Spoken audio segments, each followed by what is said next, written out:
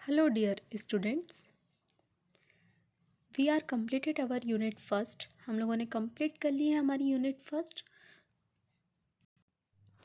हम लोगों ने यूनिट फर्स्ट में क्या क्या देखा था? हिस्ट्री ऑफ फार्माकोपिया देखा था। हमारी यूनिट फर्स्ट क्या है? Impurities in pharmaceutical substances. तो उसमें हम लोगों ने फर्स्ट टॉपिक देखा था हिस्ट्री ऑफ फार्माकोपिया। दैन फिर sources and types of impurities की डेफिनेशन देखी थी। दैन फिर principles involved in the limit test for chloride, sulphate, iron, arsenic, lead, heavy metals. हम लोगों ने इनके प्रिंसिपल्स देखे थे, इनके रिएक्शंस देखी थी। फिर उसके अंदर हमने प्रोसीजर देखा था। फिर टेस्ट मटेरियल किस तरह से प्रिपेयर किया जाता है और स्टैंडर्ड मटेरियल किस तरह से प्रिपेयर करा जाता है। और हम लोगों ने क्लोराइड का देखा था। हमने इसे प्रैक्टिकली भी देख चुके हैं कि प्रैक्टिकली किस तरह से क्लोराइड का लिमिट टेस्ट परफॉर्म करते हैं। सेम जिस तरह से क्लोराइड का करा है उसी तरह से सल्फेट, आयरन, आर्सेनिक इनका भी किया जाता है। बस लेड और हैवी मेटल्स का अलग तरीके से लिमिट टेस्ट किया जाता है। बाकी इनका सब सेम है। तो मैंने आपको क्लोराइड का बता दिया है, बस आपके रिएजेंट्स चेंज होते हैं, है ना। Modified limit test for chloride and sulphate तो मैंने आपको बता चुके हैं। Modified limit test for chloride बता दिया है, सल्फेट का भी सेम है, ठीक है। नाउ अब इसमें मैं आपको बता देती हूँ कि इम्प्योरिटीज़ है ना, जो हमारा इम्प्योरिटीज़ पार्ट है उसमें से आपको एग्ज़ाम में कौन कौन से क्वेश्चन आ सकते हैं। तो आप लोगों को सबसे फर्स्ट क्वेश्चन आएगा, define impurities and types of impurities and sources of impurity. ये एक क्वेश्चन तो आता ही आता है आपके एग्ज़ाम में इम्प्योरिटीज़ से रिलेटेड। फिर आपका एक क्वेश्चन आएगा, define limit test, what is limit test and the principle involved in chloride and sulphate, ठीक। या तो फिर आपका एक ऐसा भी क्वेश्चन आ सकता है कि define the limit test and the principle involved in chloride and arsenic, या फिर क्लोराइड एंड आयरन। दो लिमिट टेस्ट में से भी एक क्वेश्चन आपके एग्ज़ाम में ज़रूर आता है। तो आप लोगों को इसे बहुत अच्छे से करना है। दो क्वेश्चंस तो बहुत आते ही आते हैं, दो नहीं तो एक तो आएगा ही आपकी एग्ज़ाम में, ठीक है। नाउ यूनिट सेकंड स्टार्ट करने से पहले हम लोग देख लेते हैं। मैं आपको इसका मतलब बता देती हूँ। इसका मतलब होता है जनरल मेथड ऑफ प्रिपरेशन।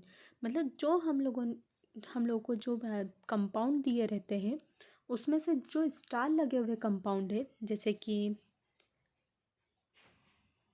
ये कंपाउंड है ना, कैल्शियम ग्लूकोनेट, सोडियम क्लोराइड। हमें सिर्फ जो स्टार लगे हुए कंपाउंड है उसी के बारे में पूरा डीप में डिस्कशन करना है। उसी के बारे में हम लोग सबसे पूरा पढ़ेंगे, उसका असे पढ़ेंगे, प्रॉपर्टीज़ एंड मेडिसिनल यूजेस उसकी उसी के बारे में पढ़ेंगे, ठीक है। जिसके ऊपर स्टार लगा है हमें उसे डीप में पढ़ना है। बाकी हम लोगों को सबको सब कुछ पढ़ना है। बस जिसमें स्टार लगा है उसका असे हम लोग देखेंगे और उसका मेडिसिनल यूज़ देखेंगे। नाउ अब हम स्टार्ट करेंगे हमारी सेकेंड यूनिट में हम लोग देखेंगे acid, basis and buffer. First topic हमारा क्या है? Acid, base and buffers. Acid क्या होते हैं? जिनका पीएच का 7 से कम होता है। 7 से अगर किसी पीएच कम रहा तो वो क्या होगा? एसिडिक। 7 से ज़्यादा रहा तो वो क्या होगा? बेसिक। नाउ फिर हम इसमें देखेंगे बफर इक्वेशन देखेंगे, फिर बफर कैपेसिटी देखेंगे।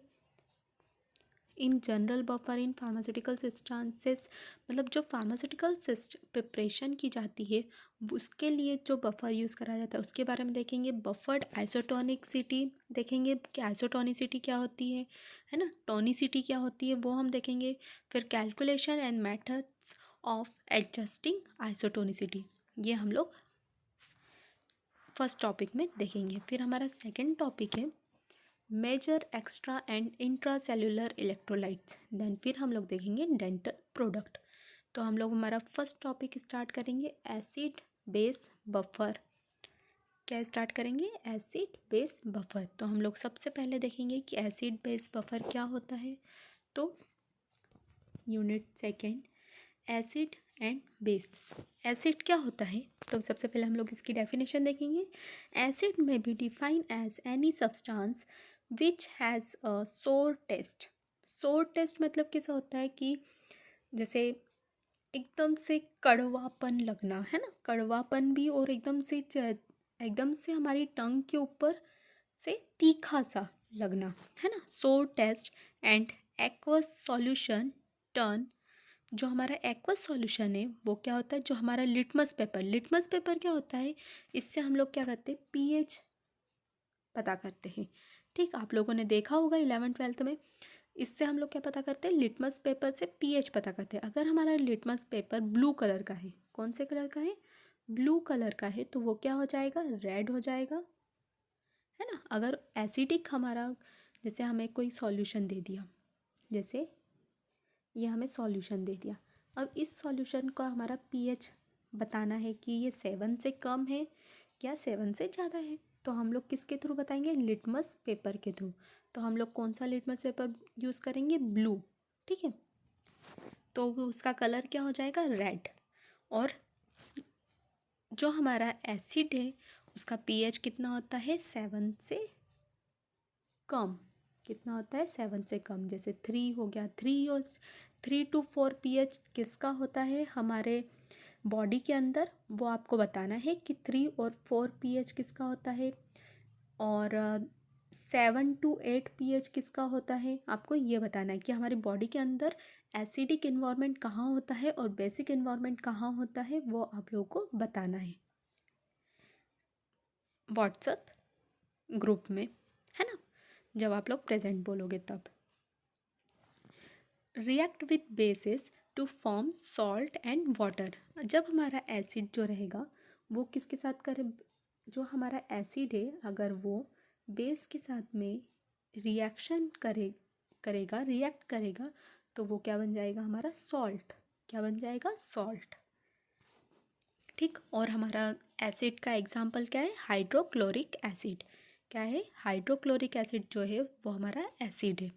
नाउ बेस क्या होता है, सेम वही चीज़ है, define as any substance which has a bitter taste. उसका कैसा टेस्ट था, सोर टेस्ट था, और इसका कैसा टेस्ट है, बीटर टेस्ट। बीटर मतलब कड़वा। और इट्स एक्वस सॉल्यूशन, अगर उसका जो एक्वस सॉल्यूशन है वो रेड लिटमस पेपर के ऊपर डालते हैं तो उसका कलर क्या हो जाता है, ब्लू। ठीक, और इसका पीएच क्या होता है, 7 से ज़्यादा। अगर हमारा पीएच 1 to 7 रहा तो क्या हो जाएगा, एसिडिक। क्या होगा, एसिड।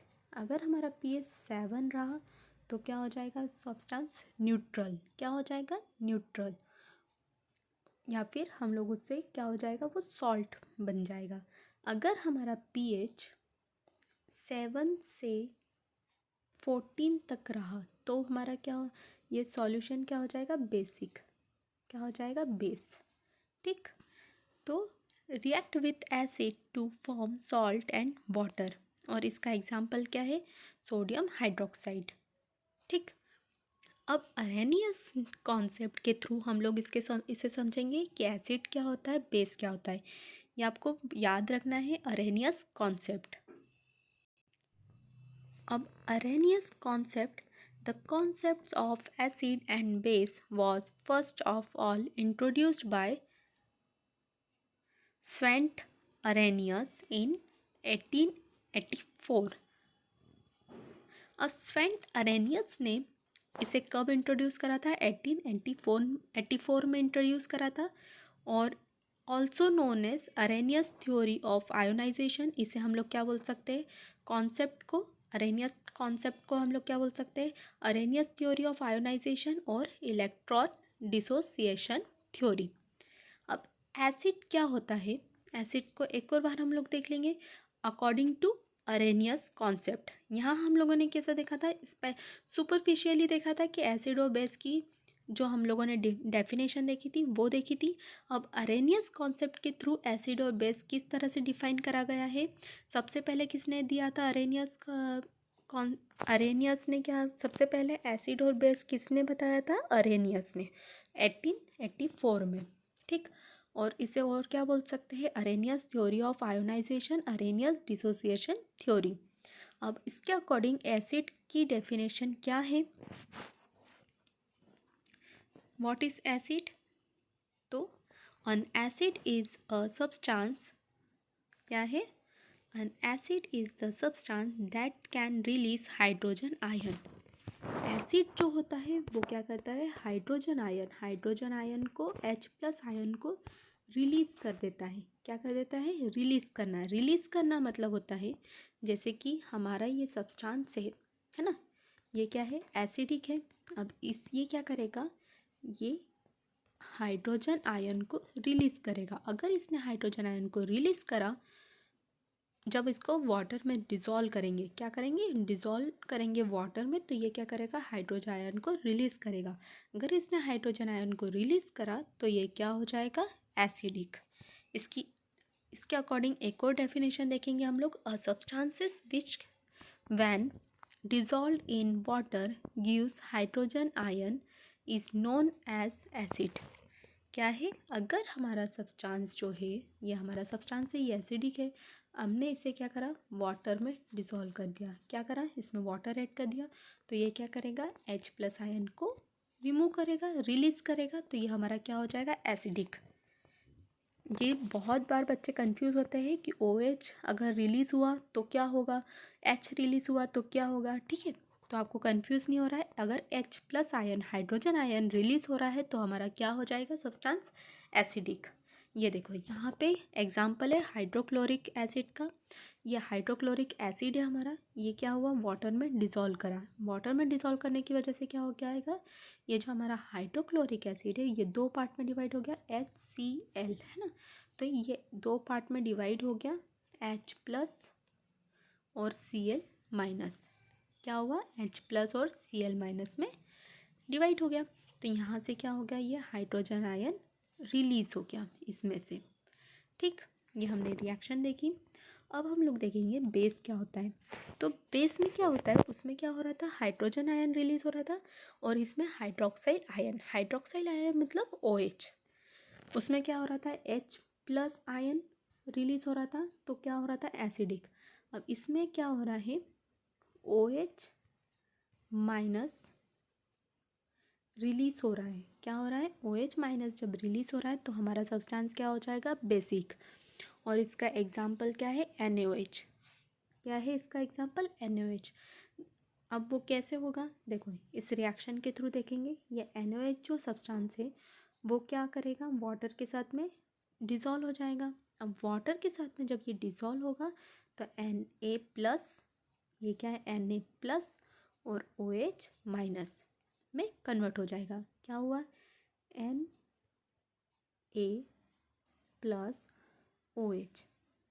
Na+OH-, तो ये क्या हो जाएगा, OH रिलीज हो गया है ना, तो ये हमारा क्या हो जाएगा, basic. Now according to Arrhenius, the neutralization process can be represented by a reaction involving the combination of H+ and OH ions to form a water। अब देखो इसमें से क्या निकला था, एसिड में से H+ आयन रिमूव हुआ था, और बेस में से क्या रिमूव हुआ था, OH- आयन। तो ये OH और H+ क्या करेगा, रिएक्ट करेगा, और रिएक्ट करके क्या बना देगा, H2O। ठीक, ये यहाँ पे इस रिएक्शन में दिया है। ये क्या हो जाएगा हमारा सब्सटेंस, जब एसिड और क्या होता है, जब एसिड प्लस बेस एक दूसरे के साथ रिएक्ट करते हैं तो हमारा सब्सटेंस क्या हो जाता है, न्यूट्रल। क्या हो जाता है, न्यूट्रल, मतलब इसका pH कितना हो जाएगा, 7। कितना हो जाएगा, 7। ठीक, नाउ न्यूट्रलाइजेशन रिएक्शन देखेंगे अब हम लोग कि एसिड और बेस आपस में किस तरह से रिएक्ट करते हैं और किस तरह से न्यूट्रल होते हैं। तो आज हम ये देखेंगे।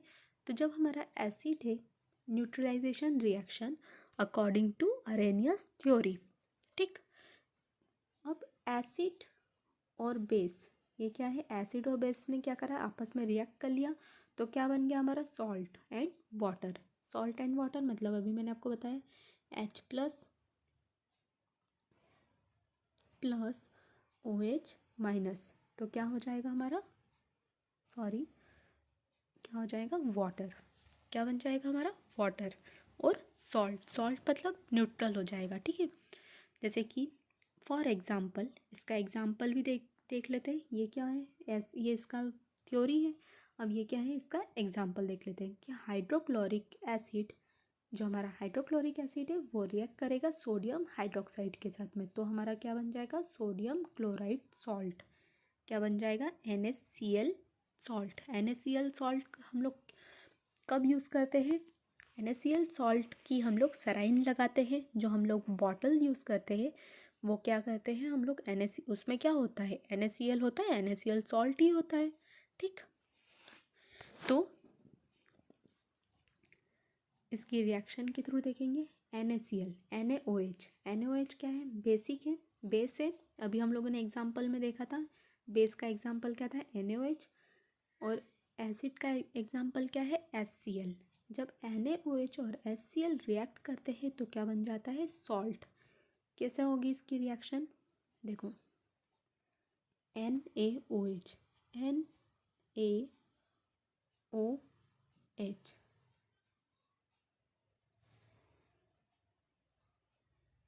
OH प्लस HCl, क्या हो जाएगा, ये दोनों आपस में रिएक्ट करेंगे तो ये क्या हो जाएगा, Na और इसका क्या हो जाएगा, Cl। ये दोनों मिल जाएंगे तो क्या हो जाएगा, NaCl। और इधर से क्या हो जाएगा, इसका H और इसका OH, तो ये क्या हो जाएगा, 2 H हो गए, तो ये क्या हो जाएगा, 2 H लिख दिया, और एक क्या हो गया, O, ठीक। इसको और एक से अच्छे से देखेंगे तो यहाँ पे क्या बन गया हमारा, NaOH प्लस HCl, ठीक। मैं आपको डबल बार बता रही हूँ ताकि आप लोग भूलें ना। अब हम इसमें रिएक्शन करवाएंगे तो इसका देखो, Na और इसका क्या हो जाएगा, Cl, ये दोनों आपस में रिएक्ट करेंगे तो क्या बन जाएगा, NaCl। फिर ये OH और ये H। अब यहाँ पे क्या हो जाएगा, H 2 है, हमें दिख रहा है आपको, H 2 H लिख दिया हमने, और यहाँ पे क्या बचा, एक O, तो ये क्या हो जाएगा, H2O। तो H2O को किसका फॉर्मूला है, वाटर का फॉर्मूला है, और NaCl किसका है, सोडियम क्लोराइड का। तो सोडियम क्लोराइड क्या है, यहाँ पे सॉल्ट है, और ये क्या है, water. According to Arrhenius theory, neutralization as the process in which hydrogen ion and hydroxyl ion combine to form unionised molecule और वाटर। क्या हो रहा है, ये जो अकॉर्डिंग टू अरेनियस थ्योरी, इसमें क्या हो रहा है कि वही चीज़ बताइए, जो हाइड्रोजन आयन है किसका, अब इसमें से क्या निकला, OH निकला, और इसमें से क्या निकला, H निकला। ये एसिड है और ये बेस है, तो इसमें से ये दोनों रिएक्ट करेंगे तो क्या बन जाएगा, ये क्या बन जाएगा, H2O। तो ये क्या हो गया हमारा, वाटर। और इधर से क्या बना, Na, और इधर है Cl, तो Cl और Na ने क्या बनाया, अनआयोनाइज्ड मॉलिक्यूल, ठीक। ये यहाँ पे हम लोग देखो, ये रिएक्शन भी दी हुई है, ये देखो यहाँ पे HCl जो है वो किस में कन्वर्ट हुआ, H प्लस और Cl माइनस आयन में, और ये NOH जो है वो Na प्लस और OH आयन में कन्वर्ट हुआ। और यहाँ पे ये आप लोगों को रिएक्शन में भी मैंने बता दिया। अब लिमिटेशन मतलब होता है कि उसमें कौन कौन से लिमिटेशन नहीं है। तो लिमिटेशन में है, वाटर इज़ असेंशियल, है ना, वाटर जो है वो असेंशियल होता है। नॉट एक्सप्लेन एसिडिटी और basicity of non aqueous solvent, जो हमारे नॉन एक्वस सॉल्वेंट है उसकी एसिडिटी और बेसिसिटी नहीं बताइए। जैसे एग्जांपल के लिए क्या है, benzene. Now basicity of ammonia is not explain, जो हमारा बेसिसिटी, अमोनिया की जो बेसिसिटी है मतलब वो इसमें एक्सप्लेन नहीं करी गई है।